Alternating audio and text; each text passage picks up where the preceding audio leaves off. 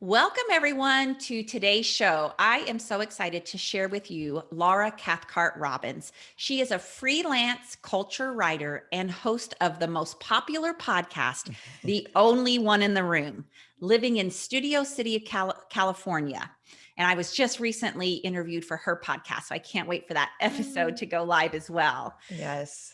She has been active for many years as a speaker and school trustee and is credited for creating the Buckley School's nationally recognized Committee on Diversity, Equity, and Inclusion. Her recent articles in the Huffington Post on the subjects of race, recovery, and divorce have garnered her worldwide acclaim. She is a 2018 LA Moth Story Slam winner and currently sits on the advisory board for the San Diego Writers Festival and the Outliers HQ Podcast Festival. Laura is also a founding member of Moving Forwards, the first national memorist collective of its kind. Laura, it's an honor to have you on today's show. Oh, thank you, Kim. I'm so excited. We get each other double today. Yeah, this is just going Yeah. to be so natural for us. We're coming Oh, off of me being interviewed for yours, yes. What a heading into fantastic mine. interview too. Yes. And yeah, I mean, it is. We were having this, we talked for an hour and change on my podcast. And then just before you hit record, we were just flowing into another conversation. Yeah. I'm so excited that you asked me to be on your show. Thank you so much. Yeah, well, and thank you to Sarah Dean, our mutual friend. Yes, Sarah, hi. Hello, Miss We love Sarah. you. Sarah runs the Yes, Shameless Mom Academy. She has the Shameless Mom podcast. And yes, really, that's how I hooked up with you, Laura. I saw yes. that you were I saw that you had been featured on Sarah's podcast, and I really liked the episode. I listened to it. I started to research. I was reading your articles on Huffington Post. Oh, And then I'm looking back and I'm like, oh my gosh, she was the keynote this past spring for Sarah's Shameless Mom Academy. And I was one of the speakers. yes, yes. So, the stars just aligned for the two of us to meet. Mm-hmm. And there's 1,000 topics that I could talk with you about because this flows very naturally to the two of us. But Yes. I want to understand the story behind your very popular podcast called The Only One in the Room. Where did this name come from? What is this mission that you're on? Mm. Kind of take us back and give us the trajectory of what led up to that. Thank you for that. I love talking about this because it is the story of my life. And it's also the origin story of the podcast. So the story of my life goes in Cambridge Montessori School, which is where I spent my childhood in Cambridge, Mass. I was the only Black kid in my school for a while, in the entire school, and then in my class after that, until I left there. And, in almost every space that I've inhabited, I have been either the only one or one of two Black people in the room, at my office, on a film shoot, in public relations, which is what I did before my kids were born, in recovery rooms where I often sit here in Los Angeles, on the tennis court, like you name it. Probably I'm the only Black person there, in the spaces, like I said, that I inhabit, and which is why I created that board, at the school that my children attended, which was a primarily white space at the time, to have somebody kind of pulling to bring more inclusion, bring in more people, bring in more diversity, which just means numbers, and then figure out how to make these people that we're bringing in feel at home. We don't want any singletons, which is what I know I was called. There was a name for what I was. I didn't know that.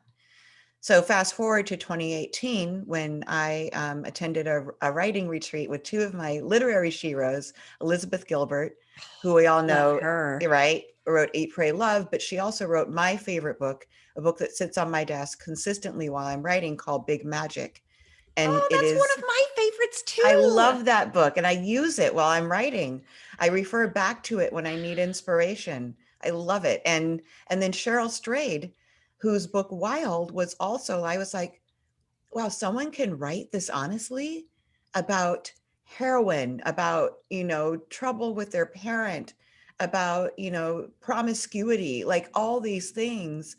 And she was so honest and raw with her writing. I didn't know that was possible before I read Wild. And so these two women are besties and do this thing called Brave Magic. They've Mm. done it more than once, and it's a retreat. It's a 3-day retreat at different places. This one happened to be in the Santa Cruz Mountains, here in California, where I live. Still a plane flight away from me. I could have driven it, but it would have been like a 4 or 5 hour drive.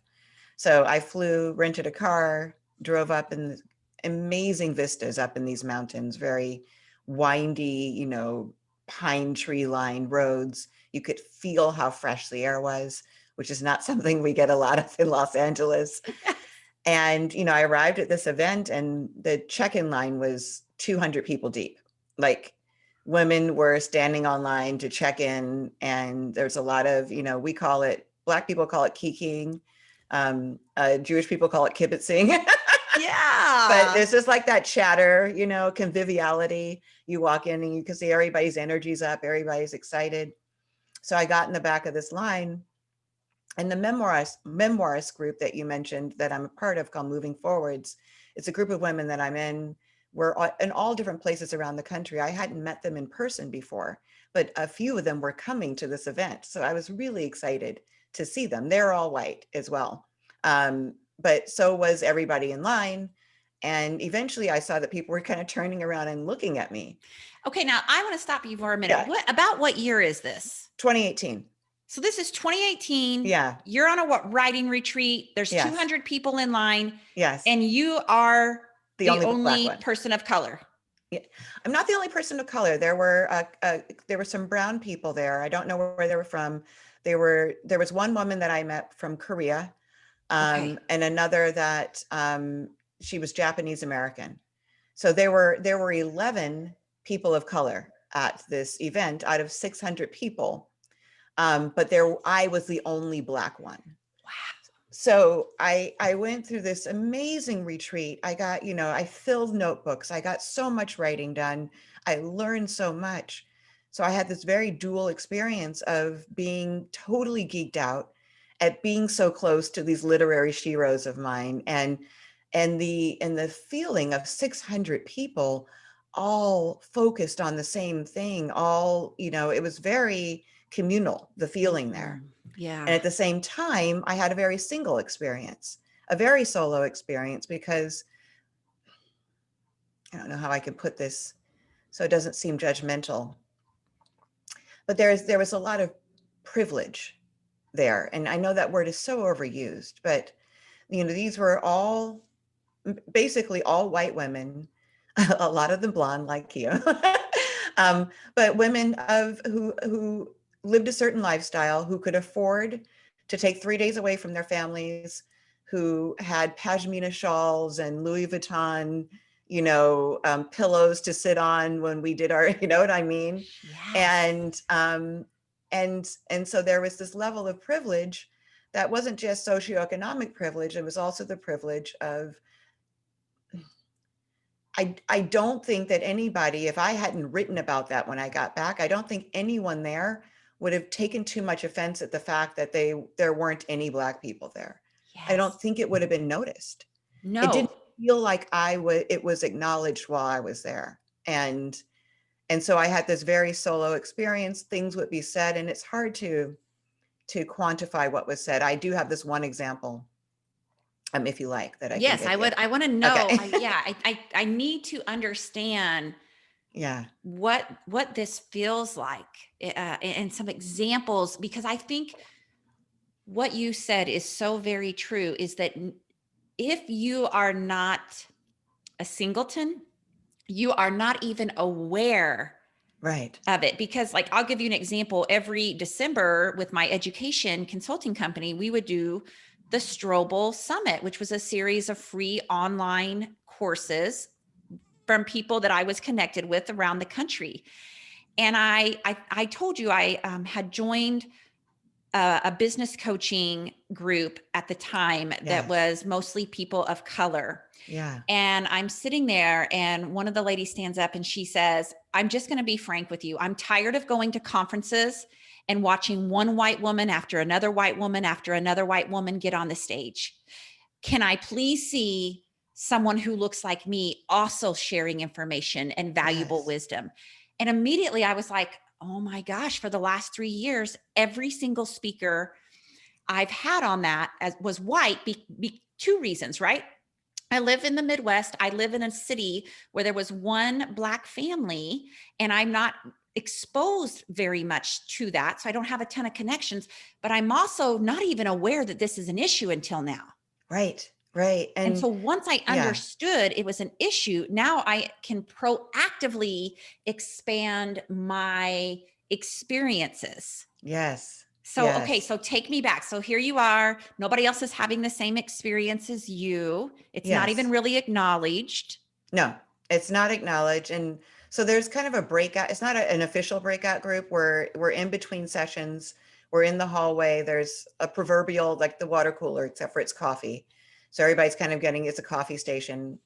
And I'm standing there with one of the women from my writers group who I was really excited to see. And there's a circle of women. Most of them are moms, I think.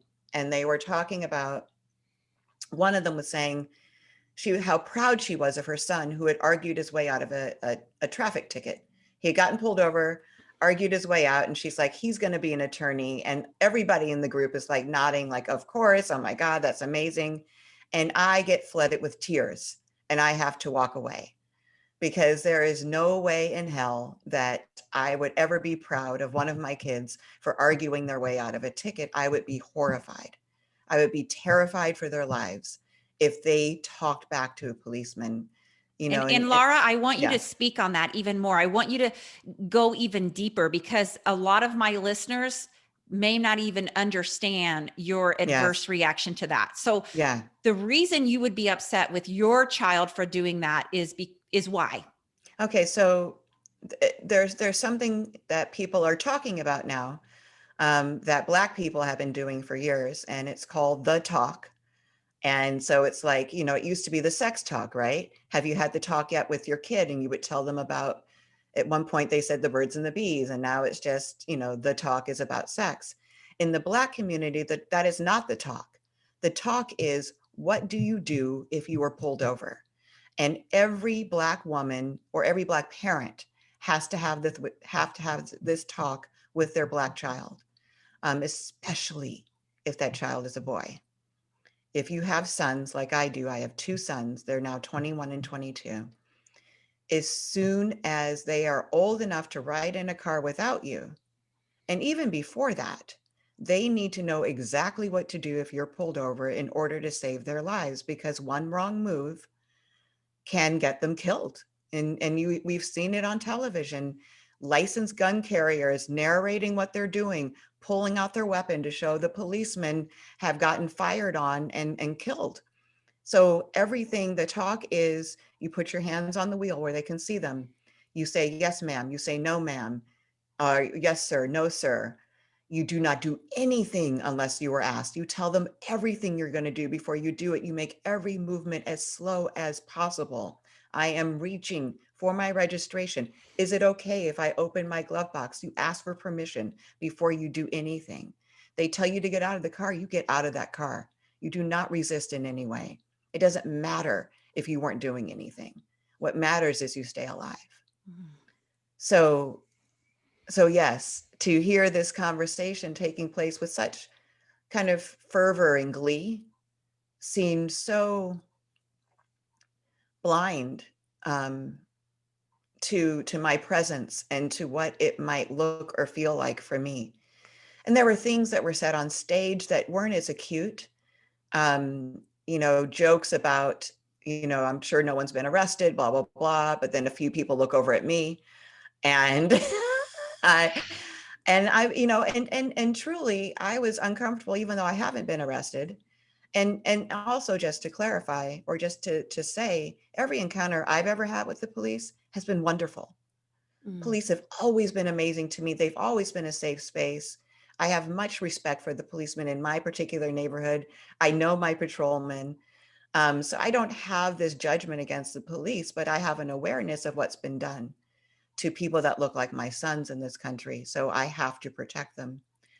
But I've never been arrested. But I was still uncomfortable when that was mentioned in this kind of offhanded way, because if that had been my story, and it would be my story probably more likely than it would be the woman sitting next to me, because Black people are arrested at a higher rate, period. Whether we done anything or not, we are profiled. We have laws against profiling in certain states because Black people are profiled. We are pulled over 8 times more often than our white counterparts. So to say something like that on stage is a joke and not to be considerate of the one Black person in the audience feels insensitive. And Absolutely.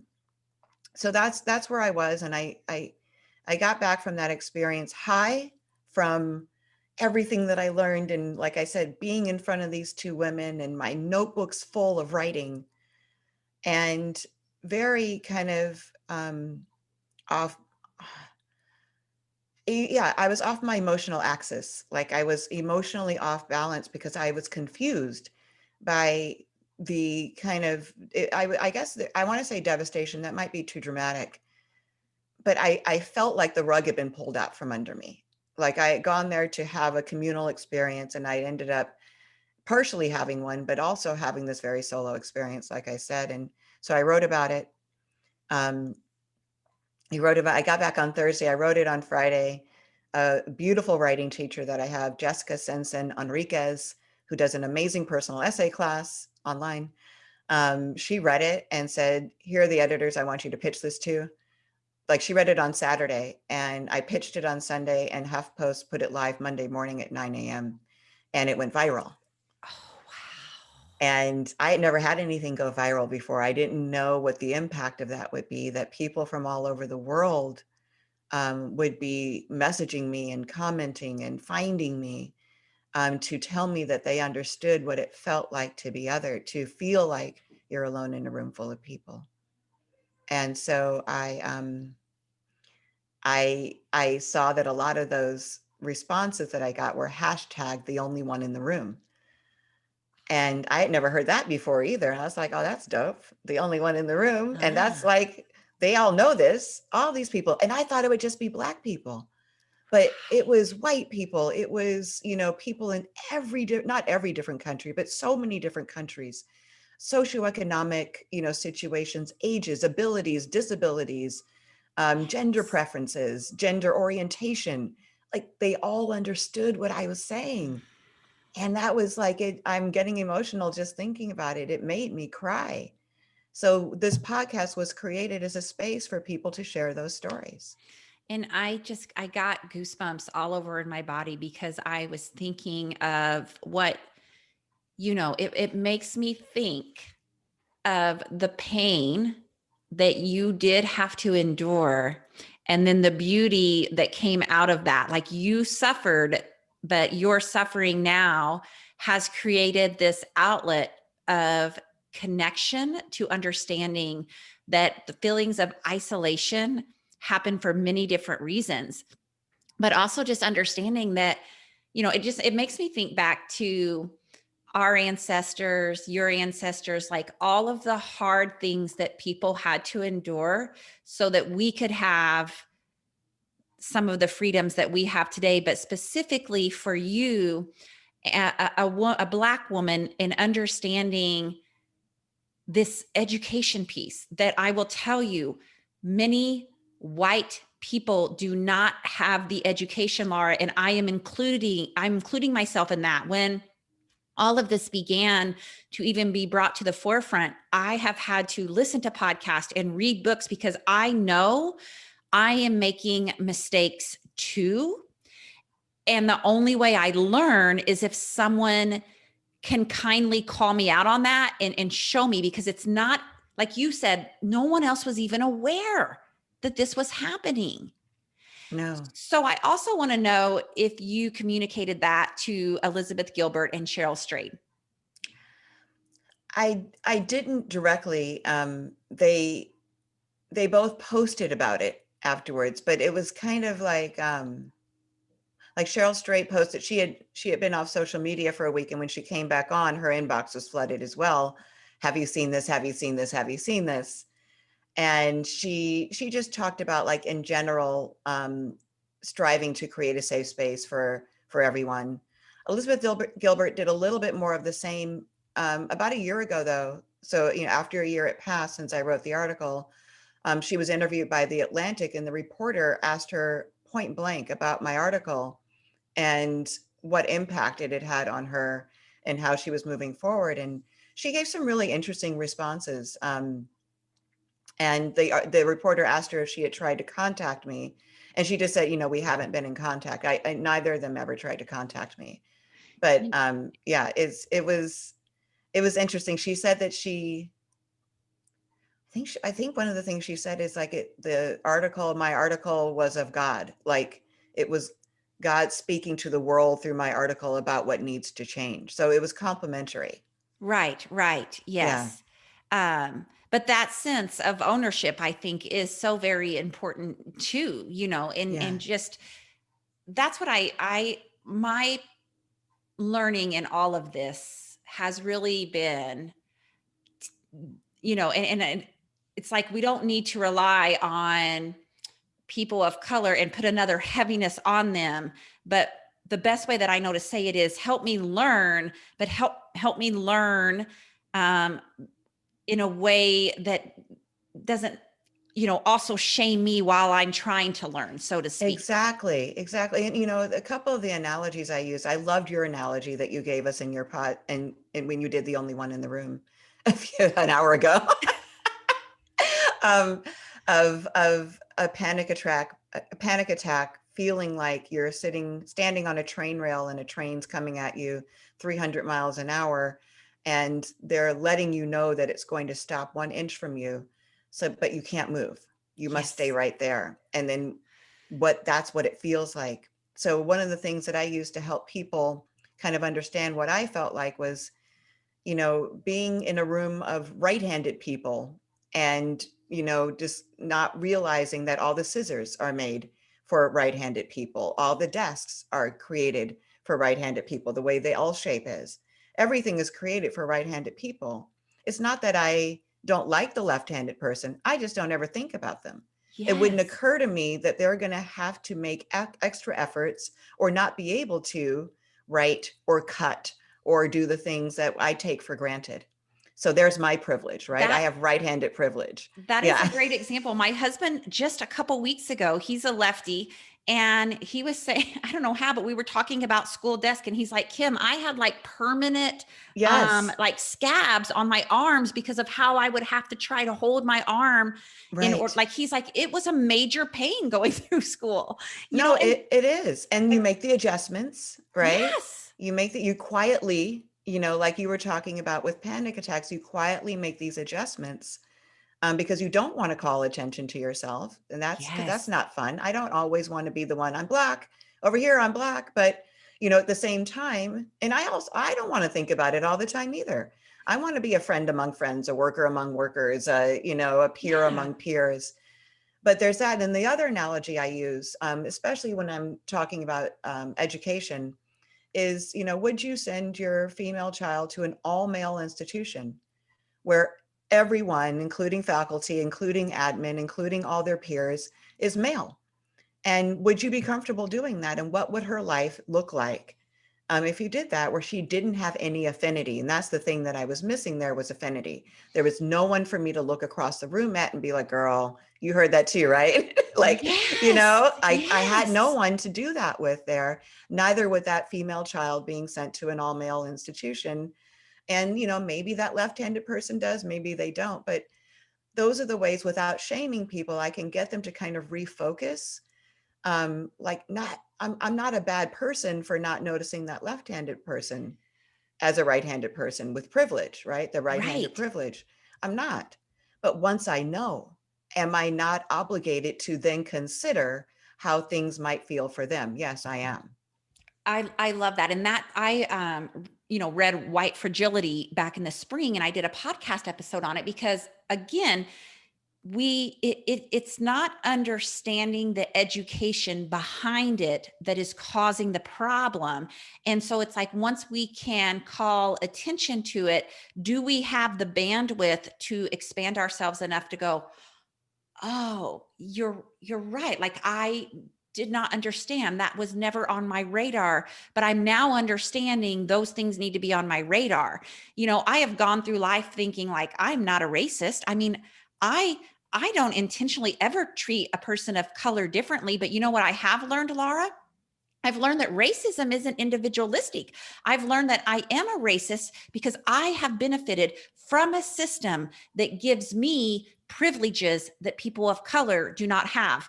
I am a racist because I have this thing called unconscious bias, which is Yes. unfortunately deeply embedded in my cellular body, which says, when Kim goes down an alley and four white guys are coming down, I might feel a little shaky.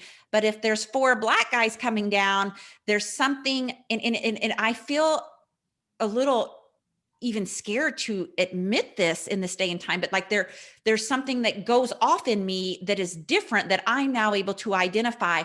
That's unconscious bias. So Kim, Yes. how does Kim, little Midwestern Kim, who grew up in Tell City, Indiana, with one black family, who was amazing and loved, but how do I become more aware of how I navigate my world and my business, my friendships going forward, right? Like, I feel like I, as a white woman, have a personal responsibility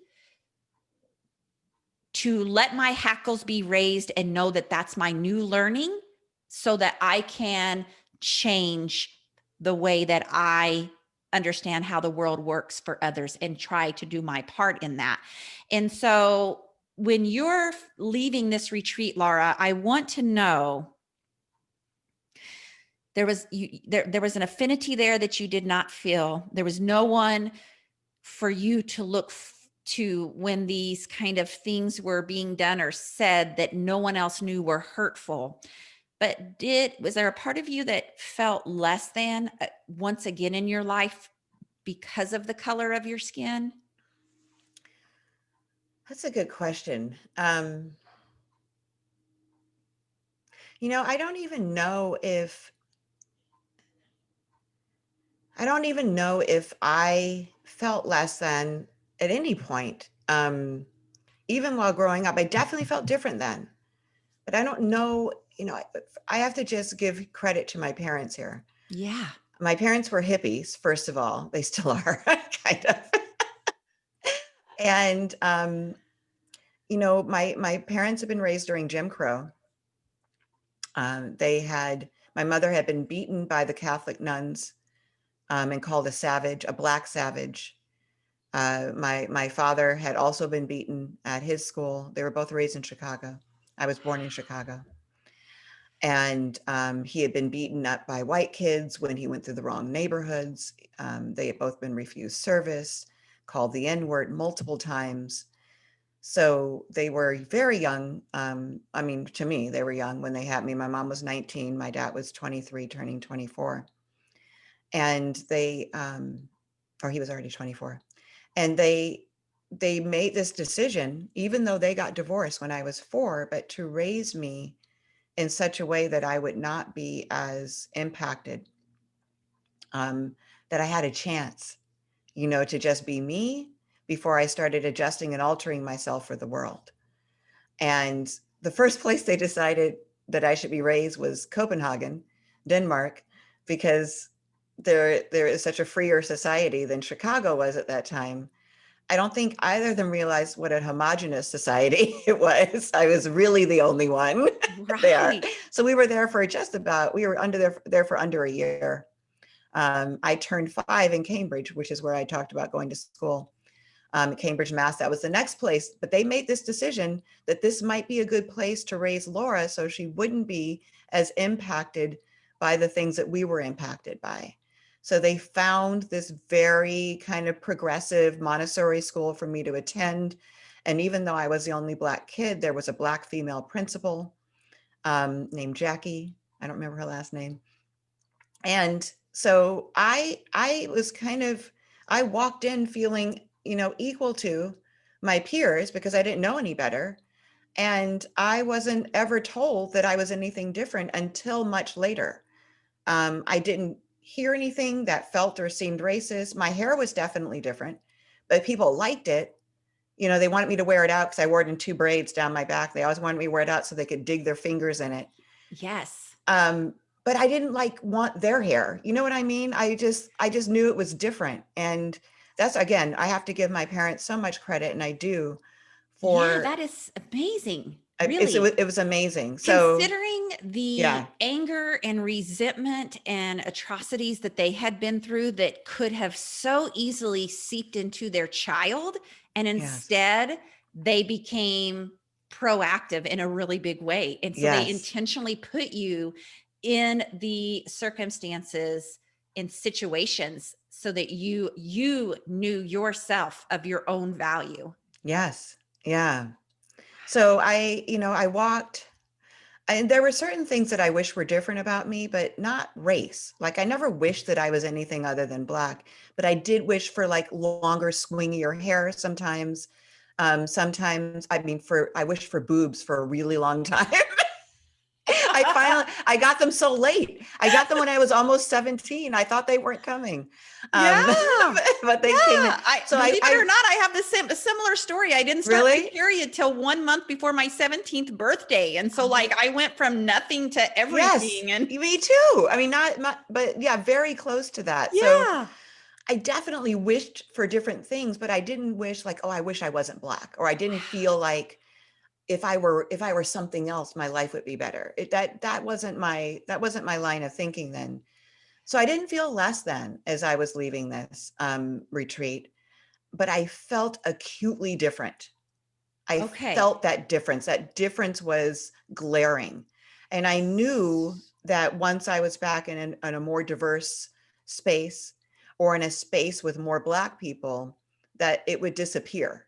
Do you know what I mean? Yes. So is the is the better word maybe, so you didn't feel less because honestly you were raised with confidence in who you are. So Yes. you even put in a situation where you could have easily been made to feel that way. You had enough of a core value system about who you were that you did not walk away with feelings of less than. Is the better word invisible? Did you feel Yes. invisible? Yes, absolutely. Okay. And I tell us, because I know your entire podcast is about how people feel like they are the only one experiencing whatever it is. And I love that in your podcast, as I listen through, you had Rebecca Gayhart on there.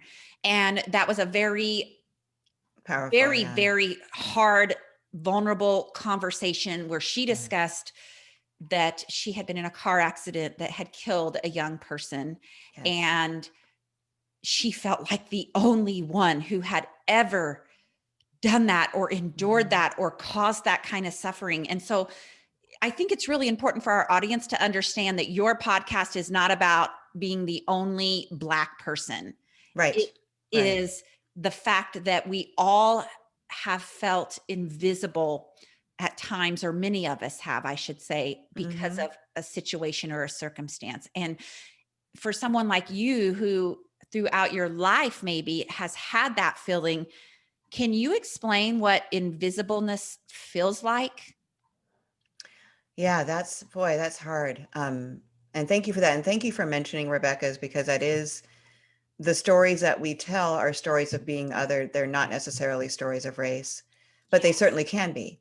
Yes. We've had a few of those stories. But we've had so many different things, from people who are self-partnered, from people who were raised in a cult, from it could be anything that kind of sets you apart, and like you said, makes you feel alone in a room full of people, which is our tagline. um, Being invisible is exhausting. You are always fighting to be seen. And when I do diversity work, I'm fighting for others to be seen, not just Black people.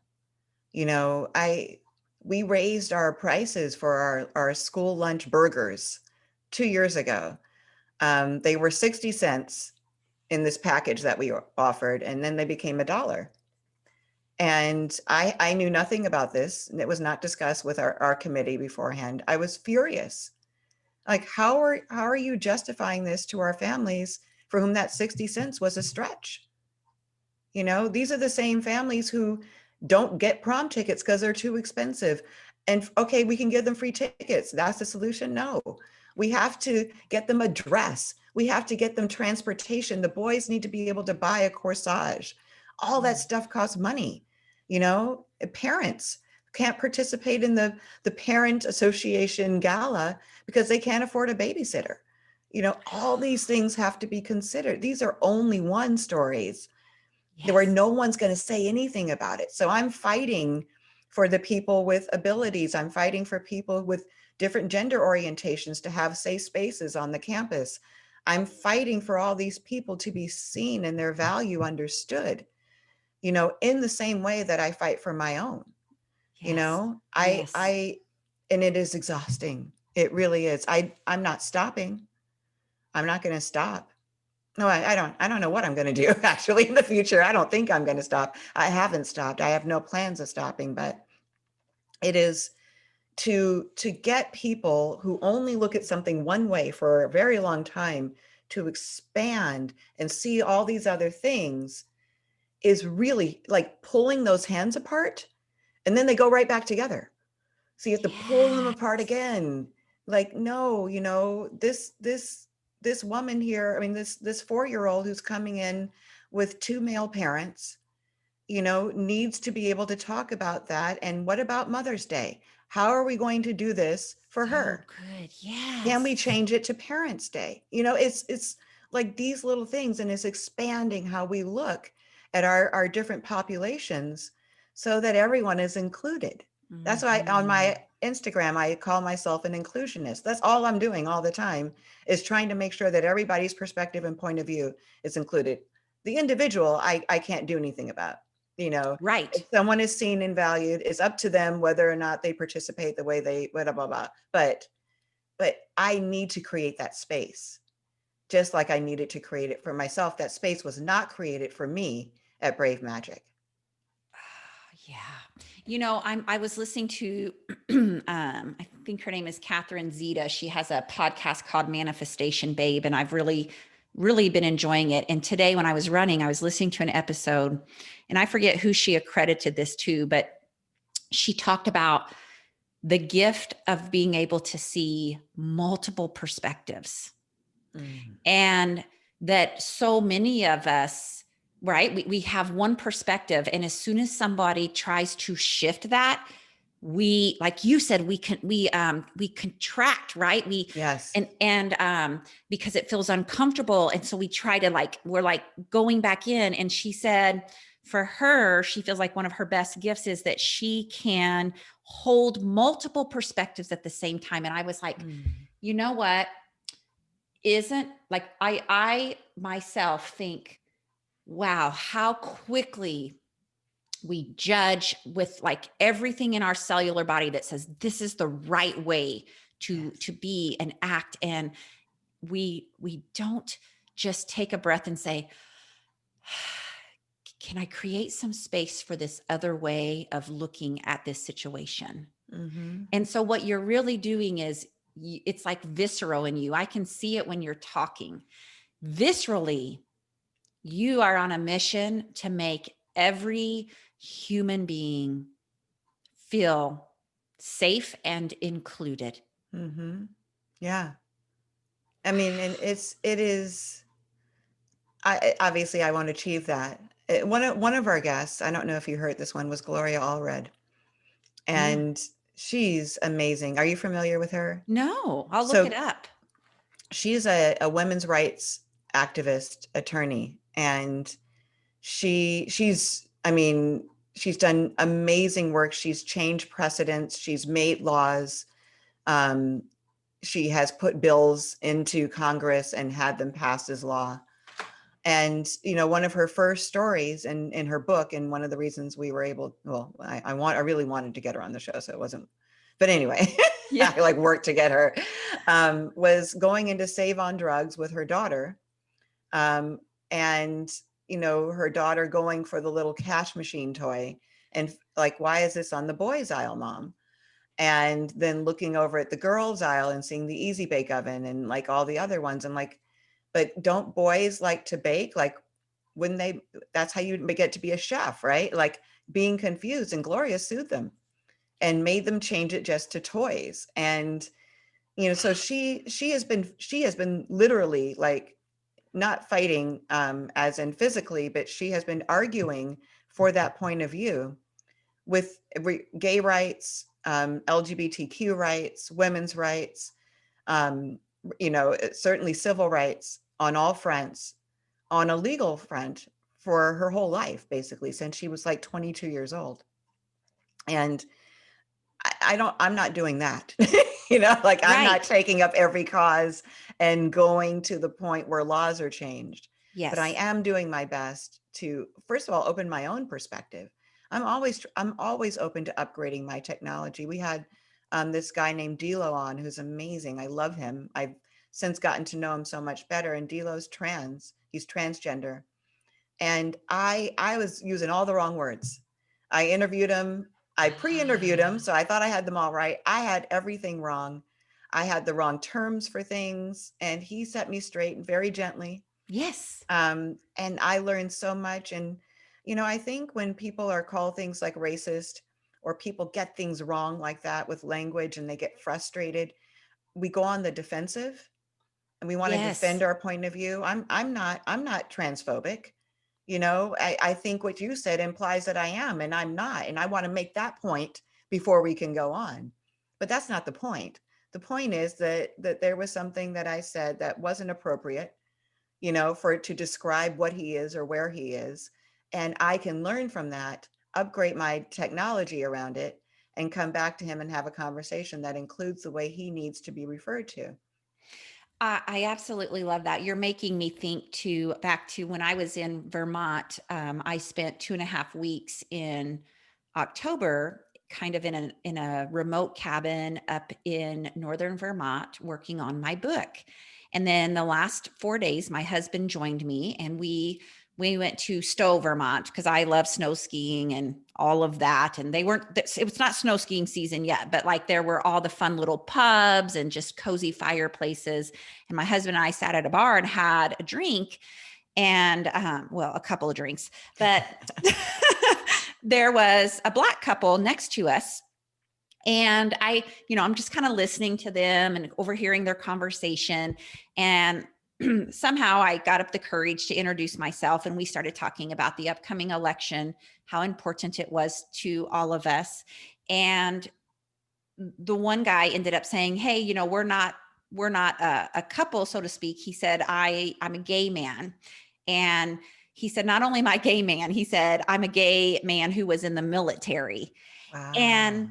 what I loved is, see, I want to know more. I want to understand. And so I said, are you comfortable with me asking you some questions? It's my natural tendency to be curious. And Vaughn said, absolutely. And so he just like went on to explain what it was like to be a gay Black man in the military. That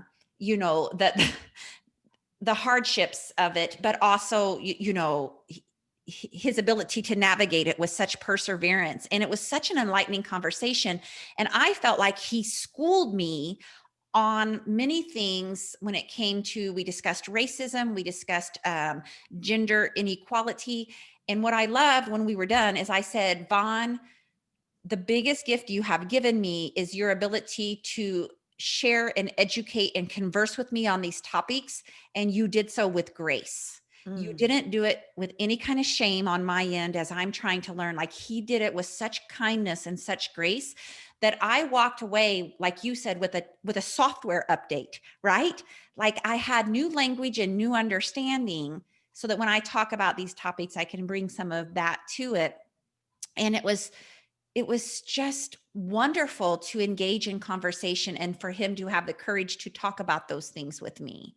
Oh, you know? I love that. First of all, girl, I need Von's number. He needs to Oh, be a guest on my show. let me tell you what, he is interesting. He is awesome. Yes, I will I'm send all you all of over Vaughn's that. contact information. He is a performer. He's theatrical. He Yes. is, what is it?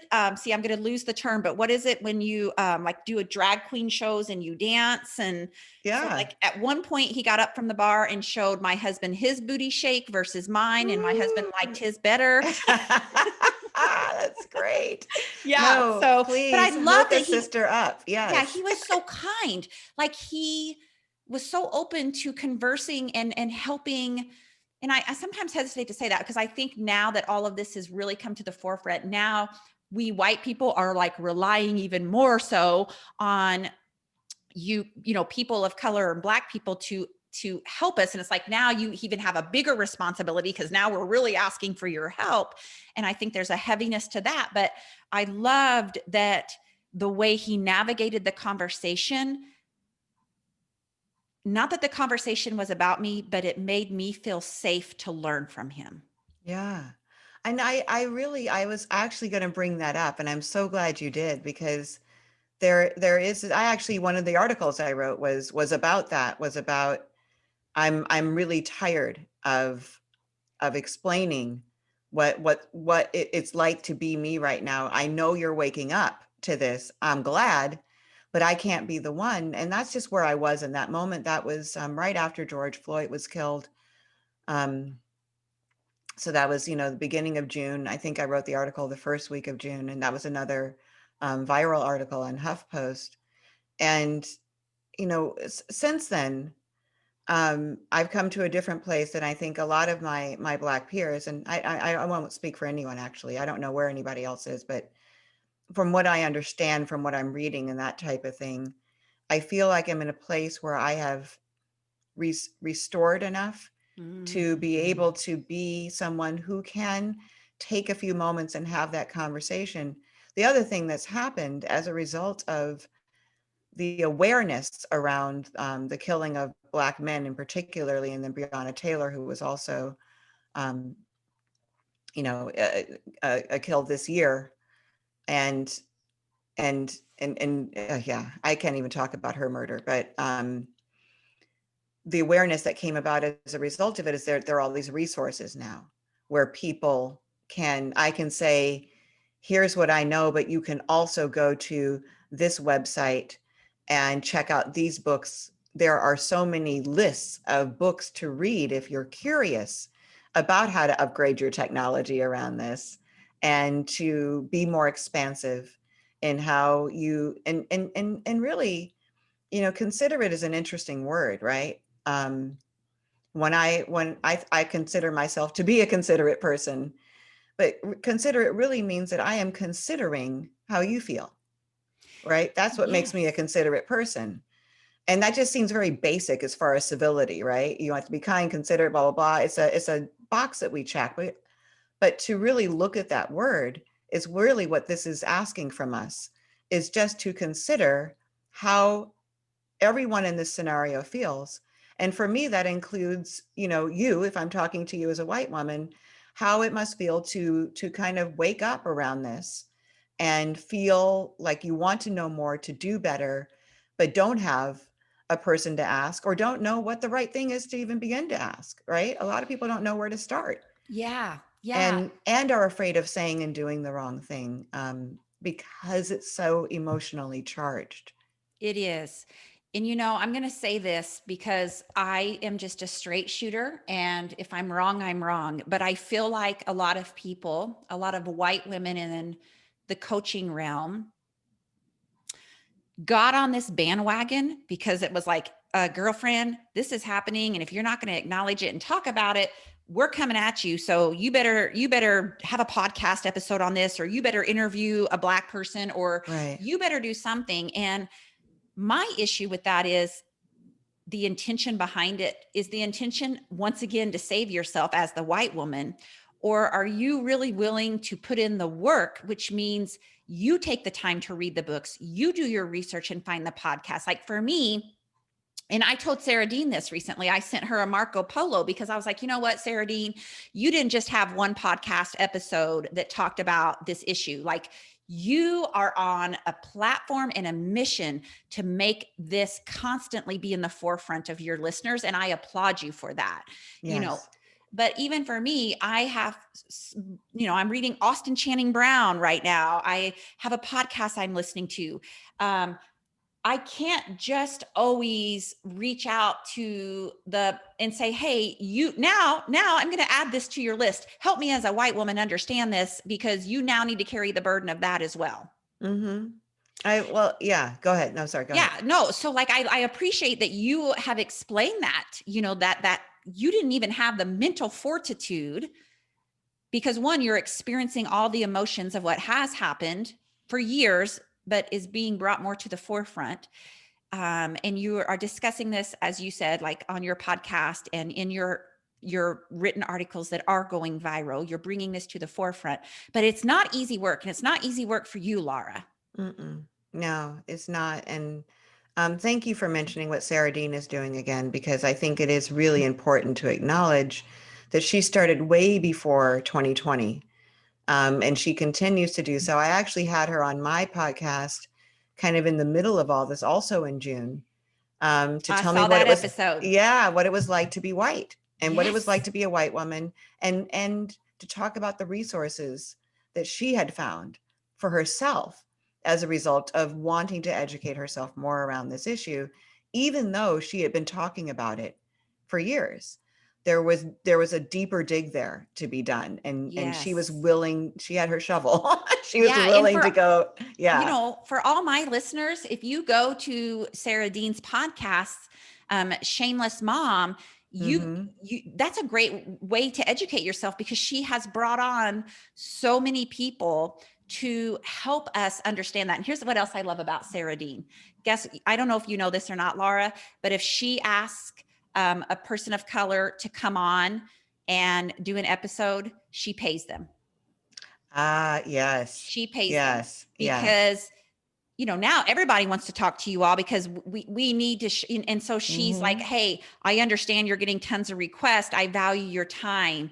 And it's just another layer to her that shows Ah, her integrity, it right? makes me love her even more, I you know. know. Let's just call this the Sarah Dean We Love You podcast.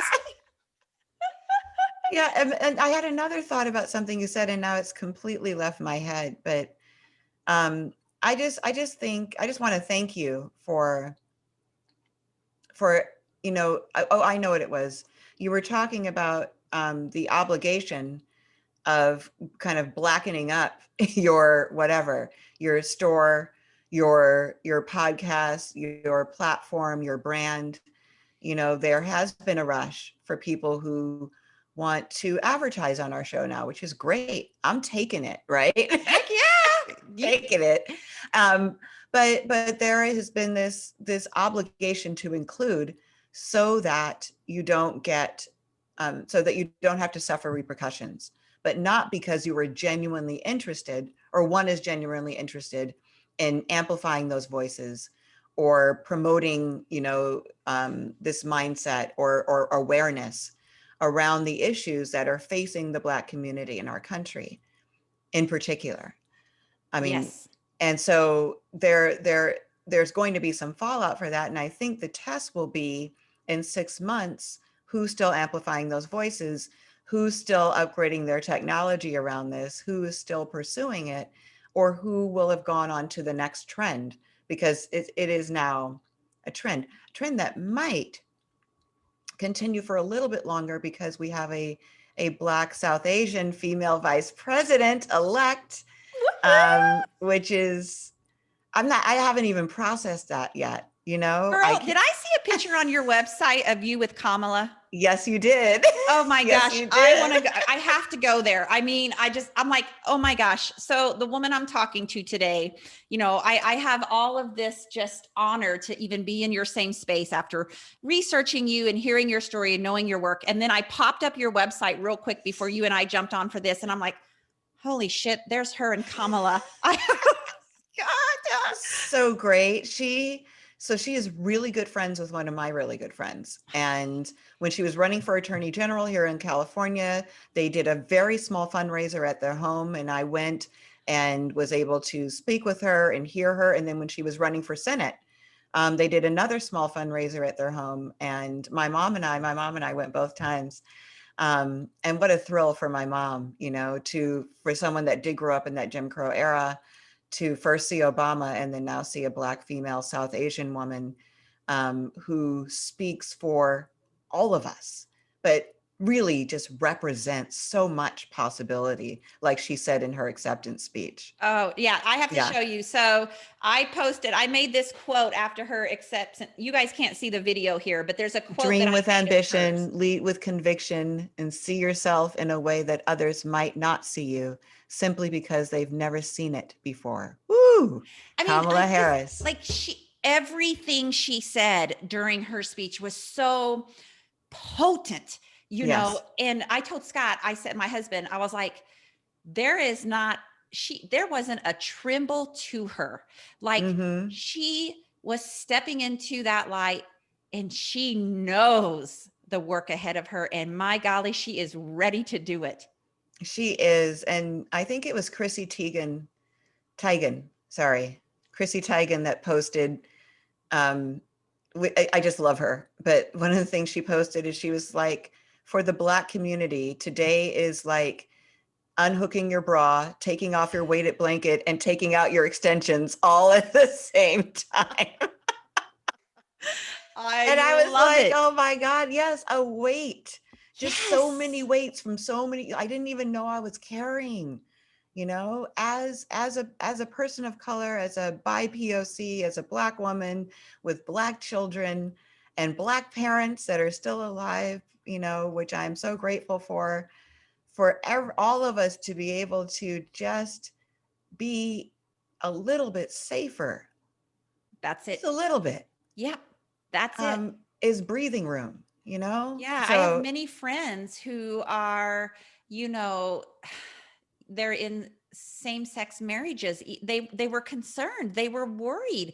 I mean, and they are like, some of them have said, I had my first night of really good sleep in a long time. I feel like we're going to be safe. yeah, And this is yeah, important, and that's another whole episode. But we are shouting out to Kamala and Joe Biden, and yes. being a former teacher and being in the education consulting business, um, and knowing that Jill is an educator. My husband's like, he came into my office this morning because he knows I go big with everything in my life. He knows that I fully intend to be sitting on Oprah's couch someday discussing my book. He's like, this is my wife. This is what she does. And so he comes in, he goes, so next on your list is Jill Biden. You're going to work on the education system with Jill Biden. I was like, oh, Yes, yes. And shout out to Dr. Jill Biden. Dr. Jill To have Biden. an educator in the house Yes. is What a good relief. news for us all. Yeah. Yes. So I've loved everything about this conversation. I knew we would go off on several tangents because, let's be honest, we could go away together and talk nonstop, I think, for the next week or so. There's so much to talk about, so much goodness. I absolutely love. See, my favorite thing is when someone can take an atrocity or something in their life and do what Elizabeth Gilbert talks about, turn that into big magic. Yes. Yes. And talking about her book, I have to tell you, that's one of the reasons I went to the remote cabin, because in Big Magic, Elizabeth talks about, if you have an idea Yeah. and it's trying to attach to you and you don't act on it, it will go attach itself to someone else. I love that story, by I the way. do Yes. too. And I so was like, oh, yes, grab it. yeah, so I've had the idea for 5 years, and I'm like, it's gonna go attach itself, and someone else is going to write my book. So, but I love that you have taken this idea of invisibleness and explained multiple perspectives on what that can look like in today's world, and that your mission is to make sure that everyone feels like they have a place. Yes. Yes. And a So voice. powerful, Laura. Thank you. Thank you so much. So I always end this by asking this one question, since the title of the podcast is She Finds Joy. And for any of you listening, you're going to want to screenshot this episode, send it to your friends. You're going to want to look up the Only One in the Room podcast. But I want to know, Laura Cathcart Robbins, how are you personally reaching for more joy in your life? Well, I don't know if my answer would have been different pre-COVID-19, but boy, first of all, I'm, we didn't really talk about this, but I'm 12 plus years sober.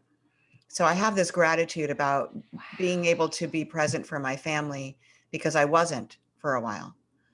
That is a great story in itself. Oh my goodness. We didn't even get there. We didn't even get, that's another podcast. We can do follow-ups. We do. We need to, yes, both of us. Both of us, yes. I am so grateful for the ability to be present. I find so much joy in my morning cup of coffee. I mean, it's almost afternoon now, but I find joy in my spoon that I use every day. To be able to have conversations with my sons. I don't have them in my mind is somewhere else anymore. I want to know everything about them. I want to soak it up. Talk to my parents all the time. I want to soak them up. My partner, Scott, who I love, who has been with me for the last 12 plus years. I don't always make the time that I need to make for him. So I want to just state that, but because of the work-life balance, and we work together, and we don't, I consider that to be kind of our time together, and it needs to be separate. But, we go away together, and it is just the joy that we find in being in one another's presence. And I think I had all that joy in my life before, but I wasn't able to be present for it. It was there, but I didn't have access to it.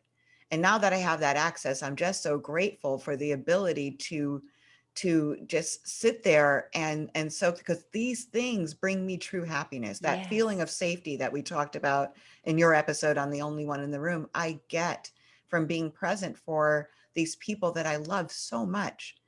And the other thing, which some people think is funny, is my bed really brings me joy. No, I know. I love my bed. Clean sheets and yes, my sheets are ironed, and I love a fresh bed. I am so excited to get into it when it's fresh. You know what? As a happiness coach, I have to tell you, there's a word for this that you're describing. What? It's savor. What we know is people who savor their experiences. And that's what you're talking about. You are savoring. You are fully immersed in the moments of them. Ooh. That leads to greater levels of happiness. And so you are a savior. You are savoring the ability to feel completely connected to those that are most important to you, including your sheets. I need that t-shirt. Yeah. Savoring is happiness. Savoring is joy. I love it. Yeah. I love it. And I also want to make sure that we tell people exactly where to find you. And I want them to hear it from your mouth. So where can we find more of you? Thank you. Well, the best way is our website, theonlyonepod.com. That's theonlyonepod.com spelled out. I'm on Instagram at Laura Cathcart Robbins. I'm also at The Only One in the Room. LC Robbins, at LC Robbins on Twitter. And we have a Facebook group for our fans, the podcast fans, called the Roomies. If you go on Facebook and ask to join, I will admit you. And I'm Laura Cathcart Robbins on Facebook. Okay. And we're going to drop all of those links into the show notes too, because Laura sent me those. All right. What a pleasure and an honor to be here with you. Yes. Thank you so much, Kim. Till we meet again.